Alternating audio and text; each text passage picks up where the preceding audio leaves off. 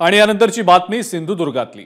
वक्त आने दो, जवाब भी देंगे और हिसाब भी लेंगे अशा आशयाचा कणकवलीमध्ये बॅनर लागलाय आणि या बॅनरवर उदय सामंत आणि किरण सामंत यांचे फोटो आहेत।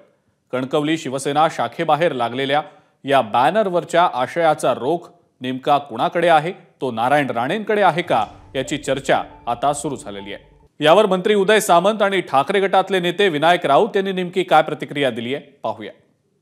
मला आताच विमानामध्ये कळलं की अशा पद्धतीचे बॅनर लागलेले आहेत। हे खरं तर अतिउत्साही कार्यकर्त्यांचे बॅनर असतात। या मताशी मी देखील सहमत नाही, माझे मोठे देखील बंधू सहमत नाहीत। अशा पद्धतीचे बॅनर लावून महायुतीमध्येच तेढ निर्माण करण्याचा कोण जर प्रयत्न करत असेल तर त्याची दखल देखील मी स्वतः मंत्री या नात्याने घेतलेली आहे। राजकारणामध्ये गैरसमज पसरवण्याचा प्रयत्न जाणीवपूर्वक कोण जर करत असतील तर त्याचा नक्की पक्षांतर्गत बंदोबस्त केला जाईल। नहीं ठीक है, मैं सध्या काय त्याच्यावर फार बोलणार नाही।